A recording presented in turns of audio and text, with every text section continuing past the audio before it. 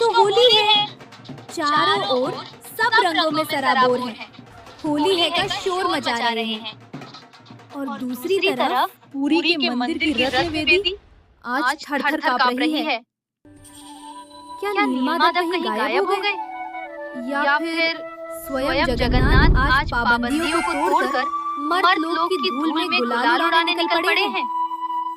एक ऐसी होली की कहानी जो कैलाश के डमरू से लेकर बड़े देउल के घंटों तक को हिला देगी। भोर का समय है। चारों ओर कर्पूर और धूप की भीनी भीनी सुगंध। लेकिन बड़े पांडा गदाधर बाबू आज बहुत परेशान हैं। गदाधर पांडा जी बोले, आहा, मेरे लाला, मेरे गोपाल, बाहर कितनी बर्फीली हवा है। खबरदार, लाला के श्री अंग पर पानी की एक बूंद भी नहीं लगनी चाहिए, वरना मेरे लाला को बुखार आ जाएगा। बेचारे पांडा जी, उन्हें क्या पता कि रत्न वेदी पर बैठे जगन्नाथ का मन तो कहीं और ही छटपटा रहा है।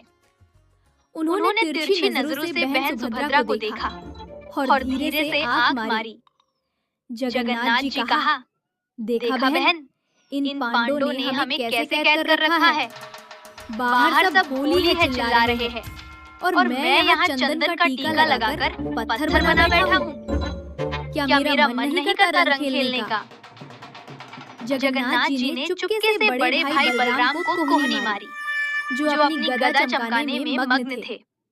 बलराम जी कहा, कान्हा, ये पांडा तुझे छोड़ेंगे नहीं। अगर भीग गया ना तो वही कड़वा काढ़ा जबरदस्ती पिलाएंगे। जगन्नाथ जी तब कहे, अरे भैया, हम ऐसी जगह जाएंगे जहाँ गुलाल के बदले बादल उड़ते हैं।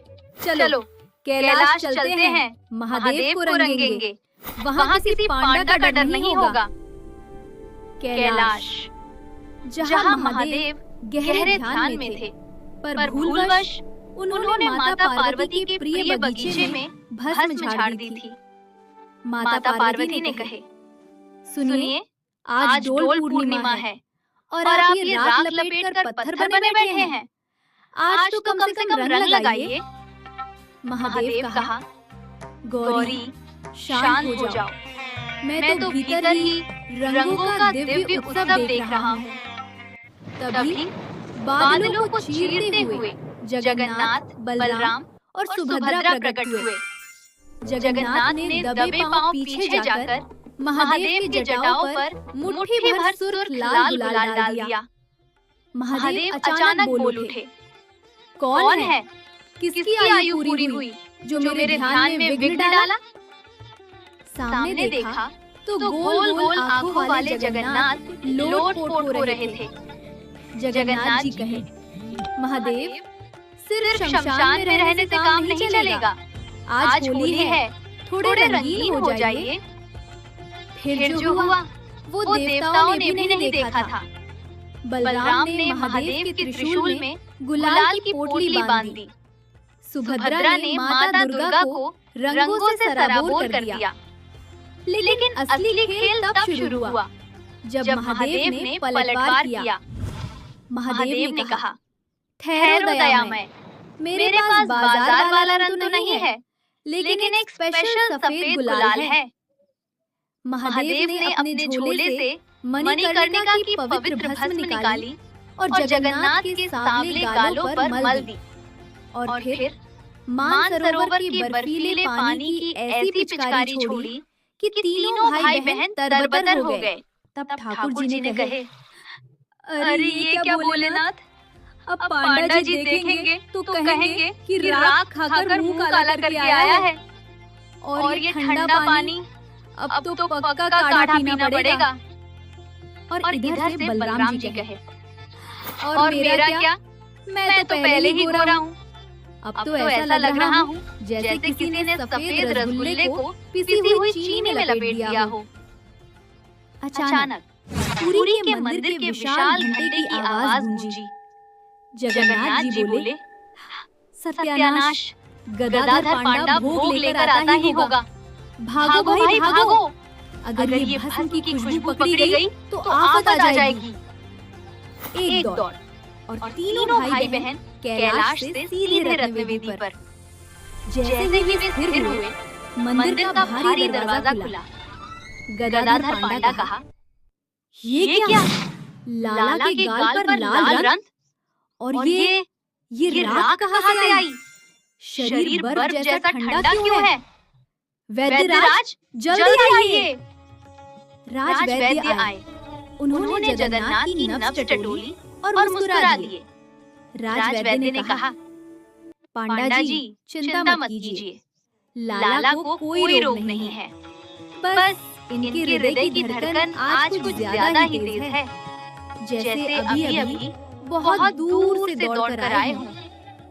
वो सफेद गुलाल साधारण नहीं था दोस्तों, वो काशी के मणिकर्णिका घाट की मशान होली की भस्म थी। महादेव ने सिखाया कि उत्सव केवल महलों का नहीं, शमशान का भी है। और जगन्नाथ ने दिखाया कि वे रत्नों के ही नहीं, भस्म के भी स्वामी हैं।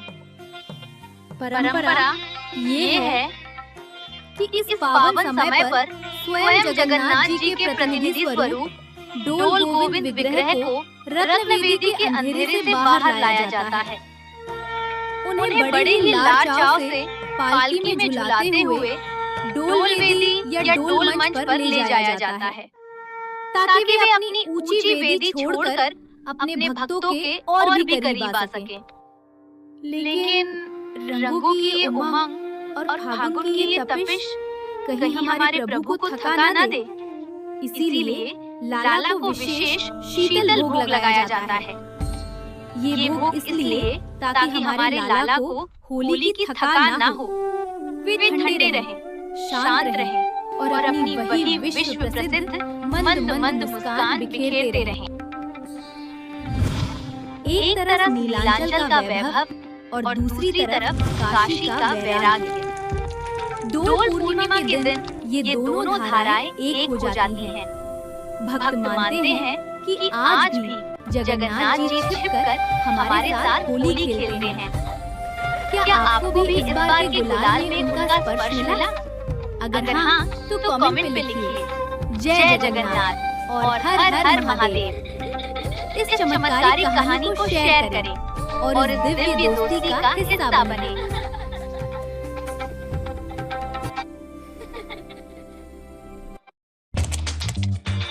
Great choices for the great you.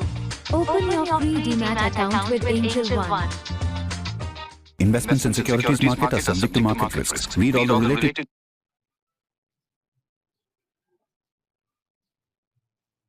यार तुम कह रहे थे तुम्हारी जिंदगी उलट पुलट हो गई थी, पर असली बात क्या थी? भाई मैं 30 लाख के कर्ज में डूब चुका था।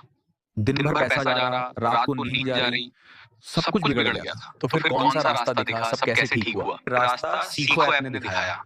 सच बता रहा हूँ, सीखो ने मुझे डूबते हुए पकड़ लिया। कैसे? सीखो ऐप पे एक एस्ट्रोलॉजर का वीडियो देखा, बहुत साफ शब्दों में बोला तुम्हारा राहु, केतु और बुध कमजोर है, इसलिए पैसा आके भाग जाता है।